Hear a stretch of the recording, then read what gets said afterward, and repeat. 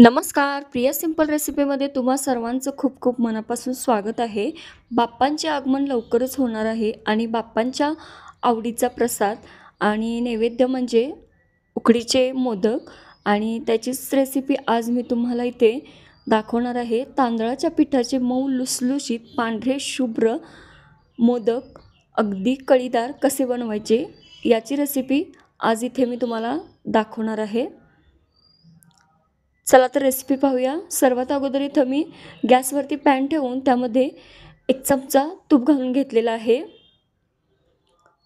तूप गरम झाल्यानंतर त्यामध्ये 1 वाटी ओल्या नारळाचा किस घालून घेतलेला आहे आणि तो ओल्या नारळाचा किस मी 1-2 मिनटं त्या तुपावरती परतून घेतलेला आहे.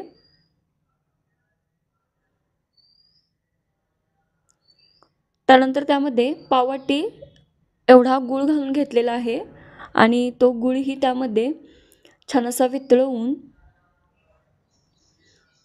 याचं मी एक तयार मिश्रण करून घेणार आहे. आणि एक अर्धा चमचा एवढं मीठ आणि अर्धा चमचा वेलची पावडर घालून हे जे गुळाचं आणि खोबऱ्याचं मिश्रण आहे ते छान असं परतून घेतलेलं आहे.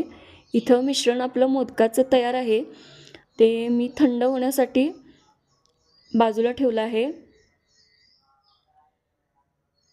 त्यानंतर इथं मी पारी बनवण्यासाठी गॅसवरती कढई ठेवलेली आहे. त्यामध्ये 1 वाटी पाणी घालून घेतलेलं आहे. पाण्यामध्ये 1 चमचा मीठ आणि 1 चमचा तूप घातलेलं आहे.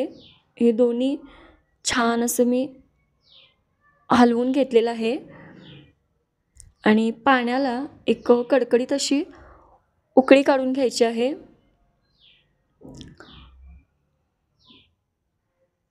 पाण्याला इथं उकळी आल्यानंतर यामध्ये पाऊण वाटी एवढं मी तांदळाचं पीठ घालून घेतलेलं आहे आणि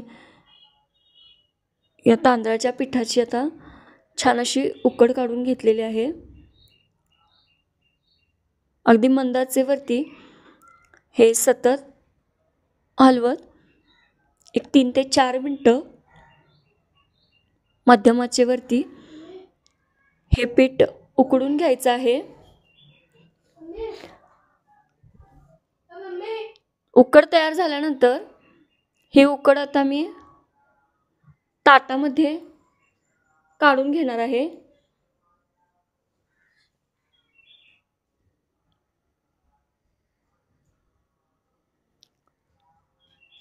उकड ताटामध्ये काढल्यानंतर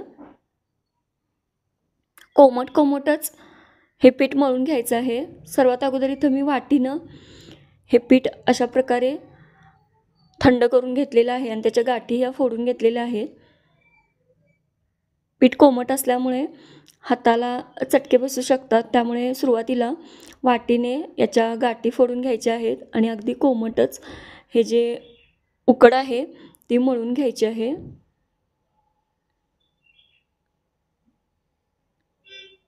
आणि अशा प्रकारे मी इथं त्या उकडीचा गोळा मळून घेतलेला आहे. आता इथं मी एक गोळा घेऊन एवढ्या आकाराचा याची पारी तयार करून घेणार आहे. अगदी थोडं थोडं कोरडं पीठ घेऊन याची पारी बनवून घ्यायची आहे. आणि इथं बघू शकता तुम्ही ही अशा प्रकारे मी पारी बनवून घेणार आहे. आता याच्या मी ह्या अशा प्रकारे कळ्या पाडून घेतलेल्या आहेत. अगदी हलक्या हाताने ह्या कळ्या पाडून घ्यायच्या आहे. तुम्हाला जेवढ्या अंतरावर आणि जशा हव्यात तशा तुम्ही इथं कळ्या पाडू शकता. आणि खूपच छान अशा सुबक ह्या कळ्या पाडून इथं झालेल्या आहेत. त्यानंतर यामध्ये जे तयार सारण आहे ते 1 चमचा घालून घेतलेला आहे आणि अगदी हलक्या हाताने या कळ्या बंद करायच्या आहेत.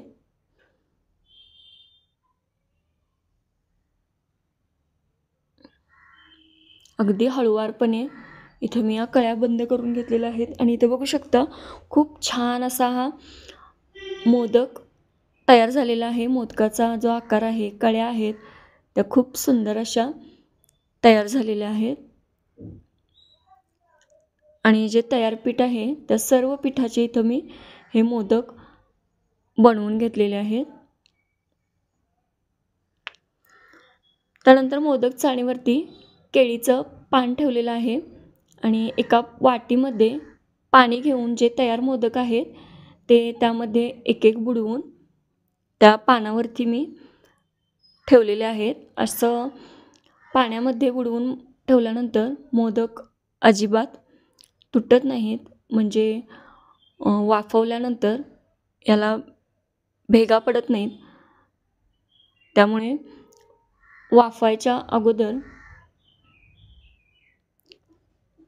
मोदक थंड पाण्यामध्ये बुडवून अशा प्रकारे मोदक चाळणीवरती ठेवावेत. म्हणजे खूप छान मोदक वाफवले जातात. आणि जे मोदक होते तयार ते सर्व मोदक मी एक एक थंड पाण्यामध्ये बुडवून ह्या मोदक चाळणीमध्ये ठेवलेले आहेत.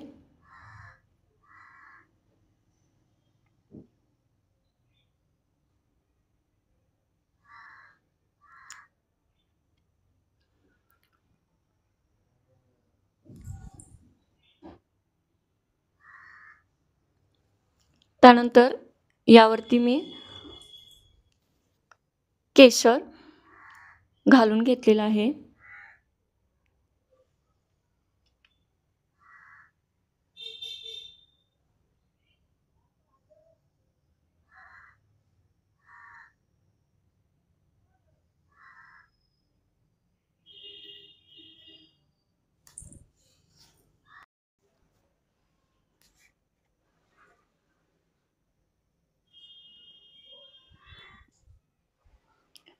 पातेल्यामध्ये मी इथं पाणी गरम करण्यासाठी ठेवलं होतं. पाण्याला उकळी आलेली आहे.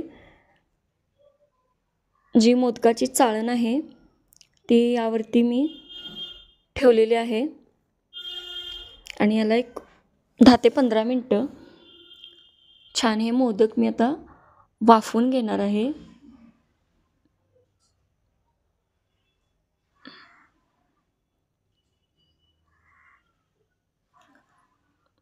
आणि एक 10 ते 15 मिनटानंतर इथं बघू शकता तुम्ही मोदक खूप छान असे वाफवून झालेले आहेत.